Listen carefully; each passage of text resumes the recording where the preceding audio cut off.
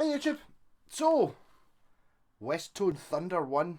I'm actually selling this for my pal. He went through a bit of a buying Japanese guitars bug a couple of years ago, and this was what I recommended to him.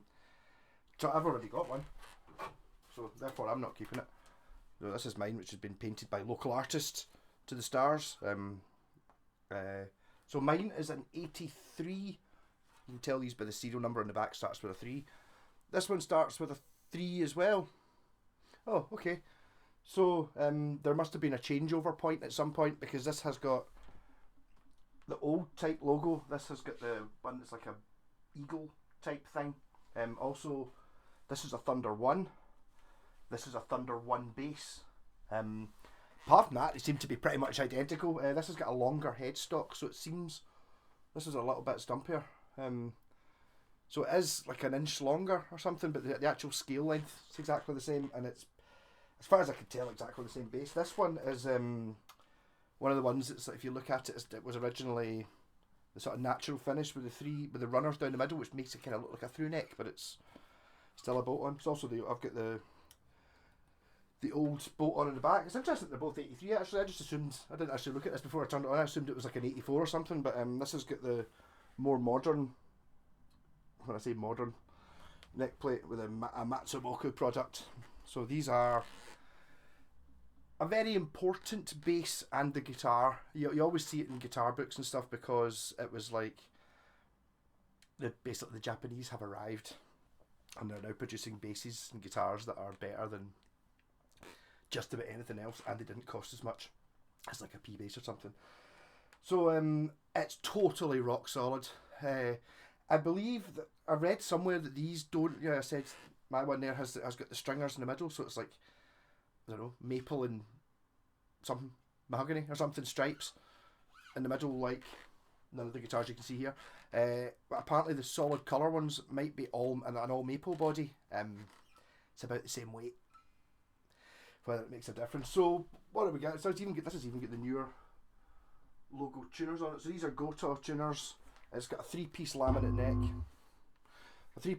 neck, brass nut, rosewood fingerboard, and we're talking rosewood here, not what you get in the last 10 years as rosewood, which is kind of crap. This is good quality stuff.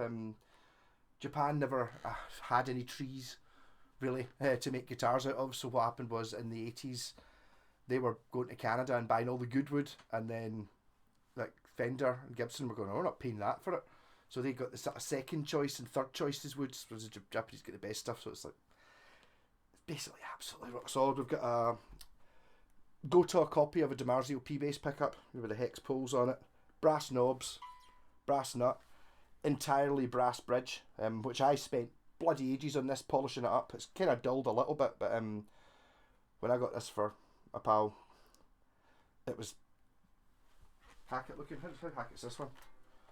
It's a bit grotty looking, but it's still all brass. So there's not very much in the bass, really. It doesn't have an awful lot to it, but every bit is pure top notch. I'm going to put this up for sale. I'm going to try this video first. Ivor's just tested positive for COVID, so I'm about to do a test and see. I probably won't put it up for sale just now, but it's one of those ones that, because it's really good, kind of want it to go to someone I know, someone who wants a basically better than a P bass, which is kind of what it is, and in red, which, how can that not be great? It's quite well with my Ibanez, actually.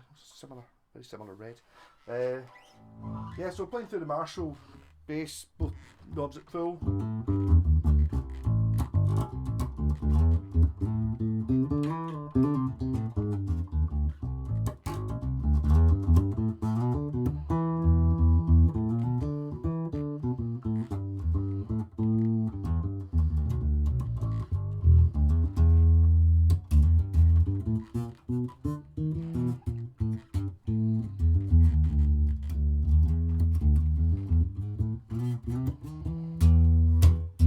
So basically it's exactly the same as that one. It really goes to show, like, in your consistency things, I think they really are. I don't want to say that Japanese are pure anal, but a bit kind of, as I said this before, I think they've got, like, see where we've got like centimetres and then millimetres, I think they've got something more than that. It just everything seems so damn accurate. You know, it's like looking at that Harley Benton up at Scott's. We can look at the neck pocket, but it's absolutely, it's rock solid. You don't even look at any of these things in the frets and the nut. It's all perfect. And they always will be. Even if you're buying into a Westone bass, it's like it's going to be exactly the same as this. This is the one, so there is a 1A, which is an active circuit in it, but it's like an old active circuit that uses two 9-volt batteries, and apparently it goes flat a lot. So I wouldn't really bother with that. There's also a 2 and a 2A. The 2 is a set neck, and there's a 3, which is a through neck, and some of them have, like, you get them in PGA configurations and things like that. This is basically just a P bass, but not P bass shaped.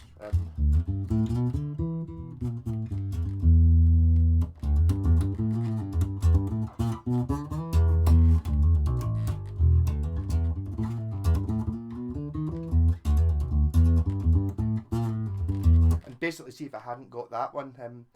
This up until I got that one. This is probably my favourite Westone bass I've played. I was like, I ever bought it. I was really jealous. I thought, I really need a Thunder bass. I got that for doing a kitchen, sort of the artist who did it. So I didn't have to pay for it. Really, I did take like £200 off my bill for doing the kitchen to get it. So. And I would say that although it is a fantastic paint job, sort of in some ways, depending on how you look at it, it grows on you. It's obviously not worth as much as one that hasn't been painted to look like an old fence, which is what Jen was going for. The thing that still annoys me about this is she didn't take the pickups out to paint it. So at some point I'm going to have to try and take the pickups out and clean them because there's paint all the way around the edges of the pickups. It's really annoying. But I haven't done that yet. This has also got much better strings on it than mine. These are, well, I think they're Roto Sounds with the red string at the top. These are, I don't know, but they've got a sort of amber coloured string at the top. They're not bad enough for me to change them, let's be honest here. My go-to excuse is Geezer Butler changed his strings for every album. So, record Master of Reality, do a world tour, put new strings on, record volume 4, do a world tour, put new strings on, record Sabotage with new strings, you know, that kind of thing. Have I got a track like a...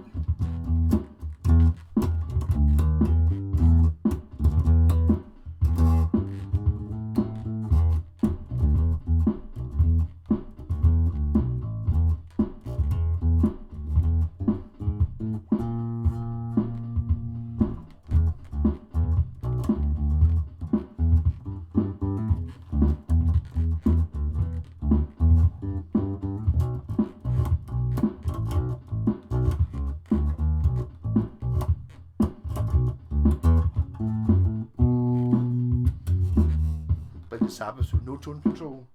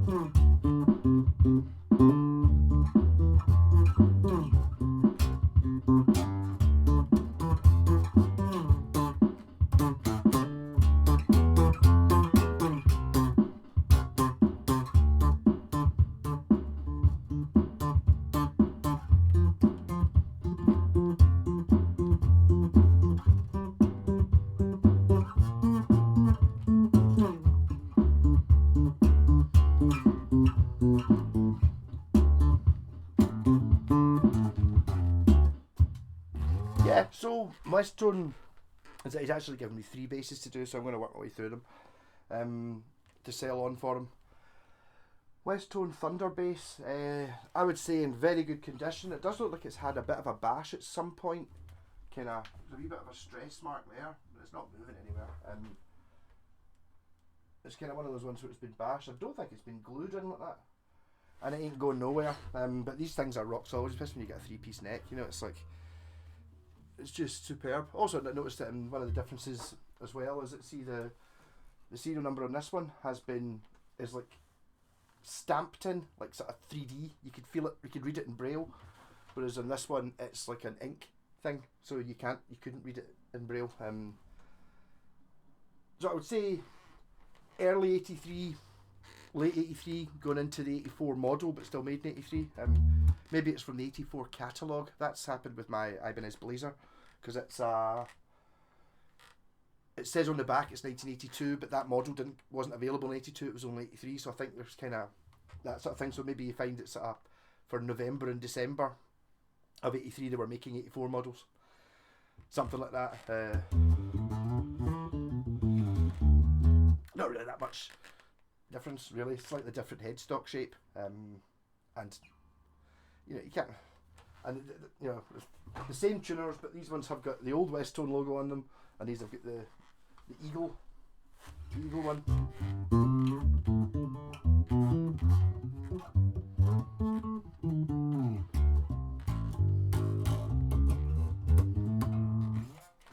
This has actually got the original brass knobs on it as well. I've seen these go for 60 quid just for the knobs. Never mind, it's got a fully brass bridge, not gold coloured, brass bridge, brass nut, go top pickup. Everything's just top of the line. Someone actually commented on, was it this? Can't be this video, must have been that one, or one of the Thunders. And it was like someone had said, if ever there was a guitar that was in dire need of a reissue, it's the Thunder and the Washburn Wings. And the problem is they can't reissue them, because to make them to this quality, they'd be 1,500 quid. Because that's what, if you went into guitar with this bass and then went, right, I'm looking for a bass better than this, you're not going to find one you'll definitely not find one for under £1,000, just with quality of woods, quality of build and parts and all that. It's not just amazing parts, it's amazing parts put together by someone who really, like, hand put together by some Japanese person who's super accurate. Really fantastic bass.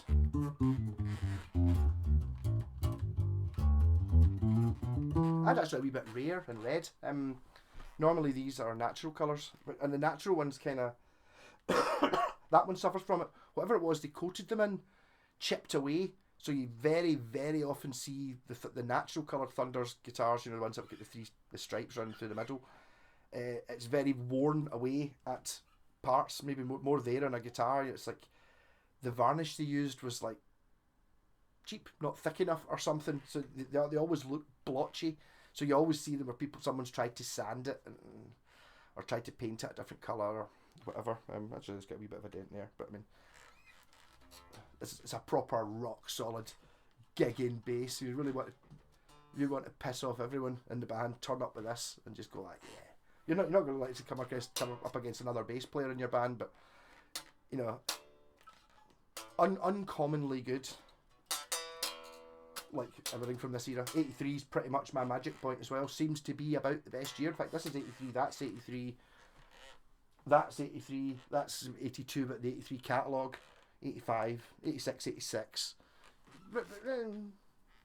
Round about 83, 82 seems to be about the peak of Japanese guitar manufacturer before they started making things cheaper and all that. I mean, the difference between this and what you were buying, what's this, 83, what you were buying 5 years later as a bass is just night and day.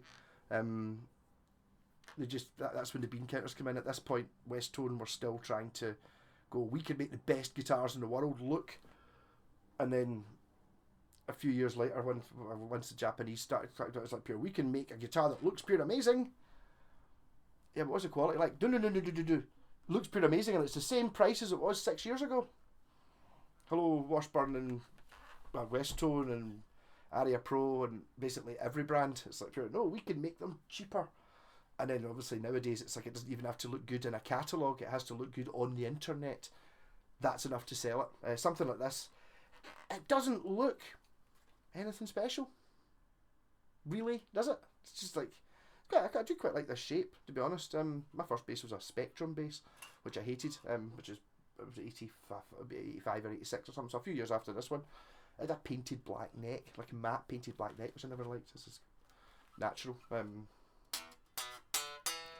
But everything goes away as soon as you play it. But once you see it up close, you just go, alright, hold on. Really realising that something like this bridge to make now would probably cost about a third what it costs to get a Mexican B base just to build the bridge. Fuck everything else. And it's like, oh no, what pickups are like Japanese built DiMarzio copies? Right, okay. Brass nut, go touch it. You know, it's like, and even just the wood that the fretboard's made of is the most beautiful rosewood, like what I would expect to see on not even like a Gibson Les Paul, miles better than that. Like a current model one, you'd be looking at your 58 specials at 10 grand before you got to this level of wood. So hopefully I'm doing a good job selling this. I'd rather sell it to someone I know on here, but I will put it up for sale next week once I've put up my once I've taken my COVID test, make sure I don't have it. Everyone seems to be having it, and it's all gone. It's okay. It's fine.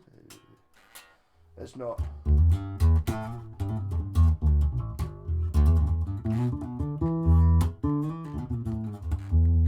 So upgrades. I would probably put a better strap on it because this is a bit squeaky. There you go. You can't upgrade. I don't think anything else would be an upgrade. Oh, put new tuners on it.